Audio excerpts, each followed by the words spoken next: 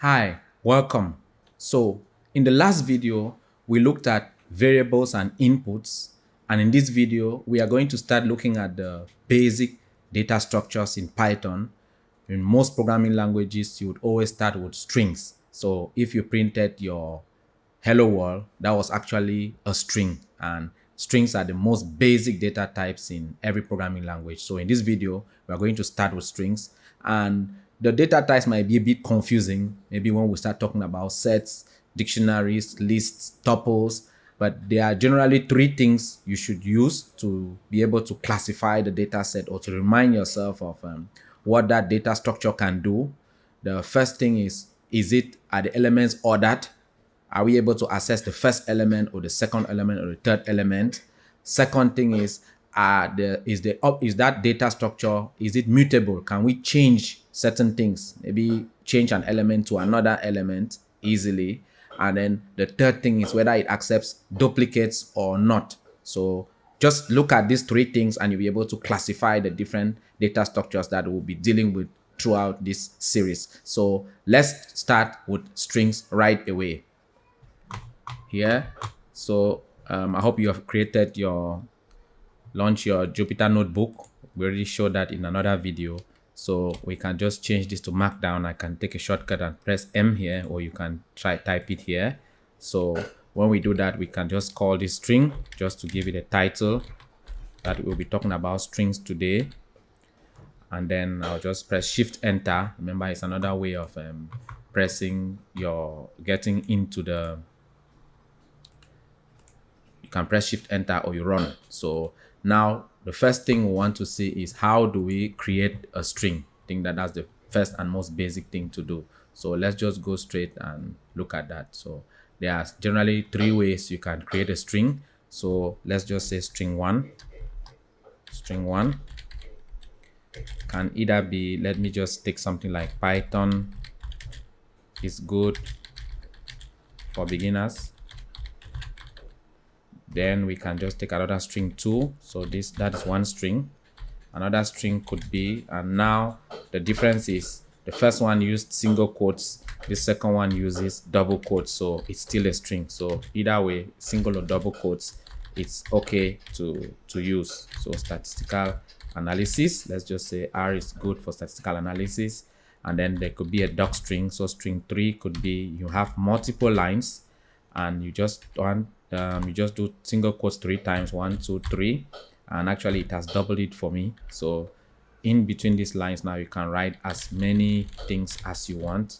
So maybe you had so many lines, so many lines here. Let me just take off this, we'll talk about that. So you have so many lines, doc string. So these are all strings. So if we were to run this, we'll get no error because these are actually strings. So if we say we want to print, for example, string one, for example, then we run it, we get Python is good for beginners. And if we say we want to print maybe string 2, we run it, we get that. And if we want to print string 3, we run it, we get this. So these are all strings.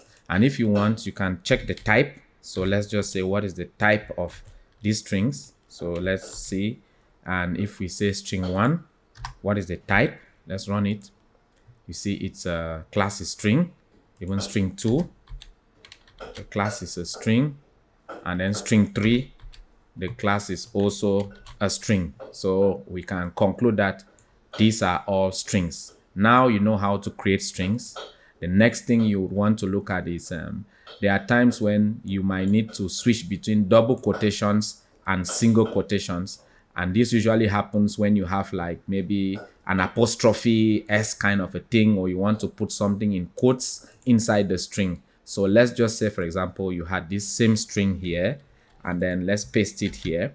So we can just call this maybe string with quotes just to distinguish that. So string with quotes.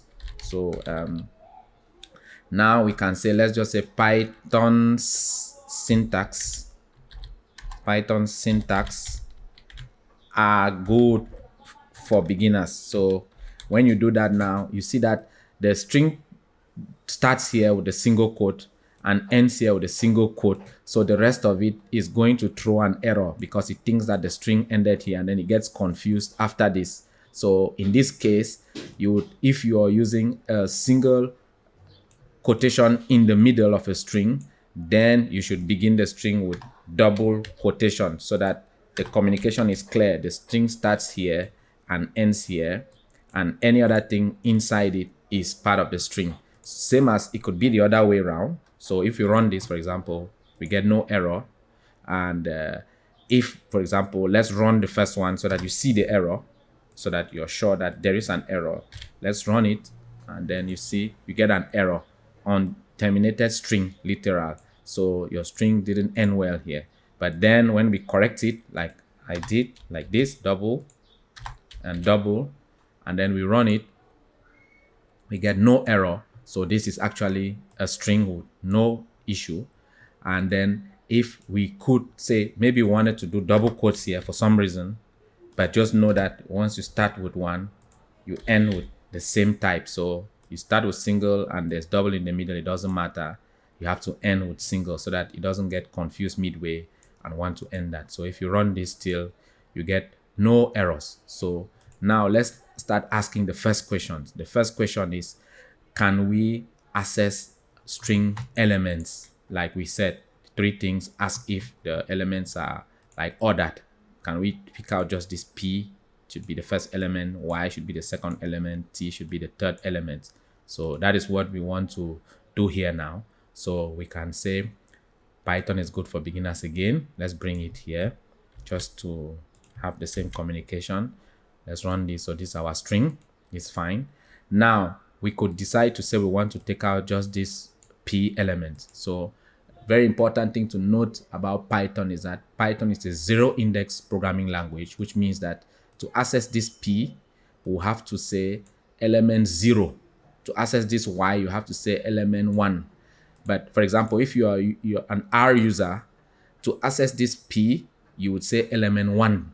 To access this Y, you say element 2. So Python starts from 0, 1, 2, 3, 4, while the programming language like R starts from 1. So that's what we call zero index programming language. So let's just say, for example, we wanted to get the first element from that string. Then we'll put this like this. Then we say 0. So when we run that, we get the P. So we can say, yes, strings are actually ordered. So which means we can get the second element, run it. We can even get a couple of elements, like let's say starting from the first to the seed. So in this case, it doesn't actually include the seed. It's actually 0, 1, 2, 3, 4, 5. Then this seed is not included. So it's like 0, 1, 2, 3, H, 4, then 5. So it doesn't take this space. So if you want it to take that space, you need to take 7, for example, for it to take that space, that extra space here. So it doesn't touch the last one, but it includes the first one. So just be sure. You just need to play with it to be able to understand how it works. But its key is it's a zero index, and then you can slice out a range like this in a string. So you can also decide to take from maybe element 2 right to the end. So you put nothing at the end here. So it's like till infinity. Think of it like that. So it's just going to take on from here right up till the end here. So this is it. It started from the second element, second here. So here 0, 1, 2, from 2 included. Then it went right till the end here. So you can see that. Here, how it did that. So another thing to note when you're trying to access elements is you can get the last element. You must not count right to the end and be sure that is the last. You can just use a -1 so that it starts from the last. So it takes the last. So if you run that, we get the last element, which is the S here. So we could also work backwards, get the last few elements. So let me just say -3 to -1. So when we run it, we get this this here, and then it includes the last it avoids the last element. So if you want to include the last element, remember, just like we've seen before, we take -3 till infinity. So it just says take the last few elements. So you can use this minus to just focus on the last without necessarily counting and knowing exactly how many elements you have. So from this, it is clear that the string is ordered and you can access elements per the order of the strings there. So we said the next question you want to ask is, are strings mutable? So can we change elements of a string? So let's see if we could replace maybe this P to become maybe an R. So let's try it and see. So we are going to say string 1. Then we take maybe the 0 element. Remember the 0 element. I'm just pressing shift enter is P. We want to replace it. We want to say this is equal to, now should become R, so that it should instead start with R here instead of P. So let's run it, and you see we get an error. So string object does not support item assignment. So what you need to note here is that you can't change an element in a string like that directly. For sure, you can use methods, which we'll see, to change these elements, but one of the characteristics you should know is that you can't use this slicing like this to be able to change an element in a string. So now the next thing that you would like to know about strings is whether you can concatenate strings. So now let's look at that. So here we are going to concatenate. So this is like a comment in Python. So when you do the hash, like we saw in an earlier video, this is how you write a comment in Python. So here, like this, for example, when we run this, Python just ignores this. So you can use that to get the title. So concatenate strings, for example. Now we can say string 1.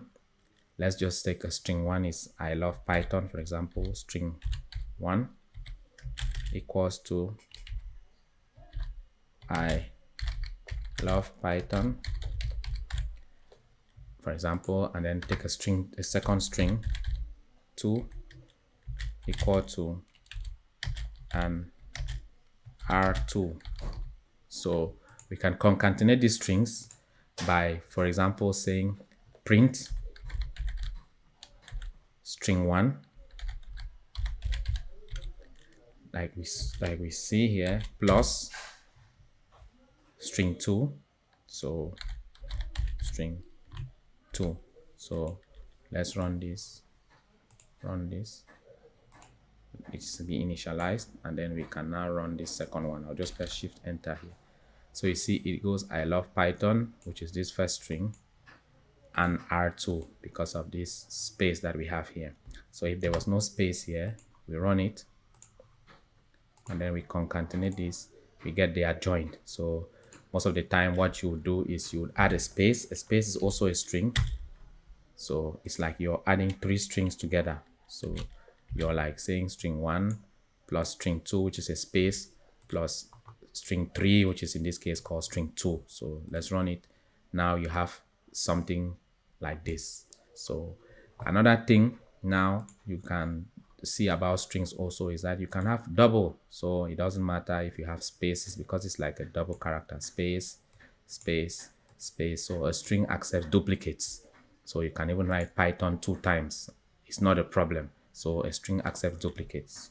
So even if you write like that, it's not a problem to a string. It will just simply maintain it and move on. So we know now that strings, you can't change elements. Strings are ordered, and then they can accept duplicates. So now let's look at now some methods. What are methods? So this is a very important part of Python, because Python uses object-oriented programming.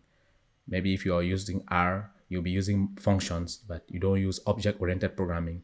But Python uses object-oriented programming, and a very big part of Python is using methods. So let me say this string that I created, string 1. Let me show you how we access methods, for example. So if I press dot and then I press tab, it shows me the list of methods, which is things that this string can do. So Python already knows this object as a string. So it has already, we have inbuilt methods that this string can do. For example, you can change it to an uppercase just with the dot upper. You can change it to a lowercase just with the dot lower. So if you've been using maybe JavaScript, you understand this very easily. But with R, you might need to just get a mind shift saying, okay, functions are before, like when I used to do print here, I'm printing this string. So functions work maybe with many objects. You can print a string, you can print a number, you can print a dictionary, you can print anything. But then only strings can do dot upper. Only strings can go to uppercase. Only strings can go to lowercase. So the object-oriented part of it means that you write the object first, then the method second. Then, if for example, this is a function, print is a function. So if you want to understand, it's very important to understand this. This print is a function and the function is written before the object. But this dot upper is a method and the method is written after the object. So it's like Python first scans this object to see the object type. I know this is a string and then I know that it can do a dot upper. So let me run this now. For example, you see all of our string is in uppercase. Same as we could do dot lower. So in Excel, you'll be using functions. In SQL, you'll be using functions. In Power BI, you'll be using functions. But in Python, you can put a function like this and put your object inside, or a method, or use both. So let's run this. You see, you get this. So this is a string is an object type that Python recognizes with str. So when you use a dot and press tab, you still get this access to all. So it's already inbuilt. That's what it's called object-oriented programming. I hope you understand this because we'll be using lots of methods in future and also in all the other objects, and most of Python, its power also is coming from using methods. So you can access methods like this, and then if you don't understand a certain method, you can just say help. I want to understand maybe the str or your string that you created, or just the str or all strings, but you can just say for my string one that I created, I want to understand what the strip does, the method strip does. So when you run this, it's going to tell you the method for built-in return a copy of the string with leading and trailing white spaces removed. So it's going to remove spaces if there are spaces here or spaces here. It's going to remove it for you, and if characters not given and not none, remove characters in chars instead. So you can go to help like this or Google it. So in this case, if for example we have this now like string 1, that's how the power of methods. So normally we expect this string to have spaces like this. So if we do a print, I'll just copy so that I don't waste time typing. So if we do a print of string 1, this is what we get with these spaces here. So to remove these spaces like we've seen here is to do a print of string 1 dot strip. And remember, methods you have to open, you have to keep it open like this for you to access the method. So let's run this. Now you see you have no spaces again here as before. So that's how you can use methods to do some cleanup, strip, do upper, do lower, do interesting things with Python. So now let us look at, so for example, you would see that there will be methods like find, dot find, dot find, dot replace, dot replace. These are commonly used methods, so you can go back and look at them. Dot split, and use your help here to see what they do here. So you can replace this dot your help here. You can replace this with dot find, dot replace, dot split to see what they do, because these are common methods you would be using. So will not take too much time to cover all the methods that you've seen in that long list. There's so many, but you already see how methods are used, and then you can now go and do your research to understand what dot find can do, dot replace can do, the split can do, because you'll be using these methods a lot when you start using strings. So let's look at the last thing about strings. And as we go on with the program, we'll be doing more, but let's look at the last thing that you need to know about strings, which is using the F string. So using what we call F string. So Python, the recent version of Python is changed the way we use F strings. So let's look at it, and it's also interesting to note. So let's say, for example, you have your objects you have been printing all this while. Let's say you have a name, and then you say maybe your name is Mike. You want to store it in an object so that you don't want to be typing like we did here all the time, you know, and adding maybe at the end, and they are good too, for example, they are good plus. So it's so boring to be typing like this plus, maybe they are both good.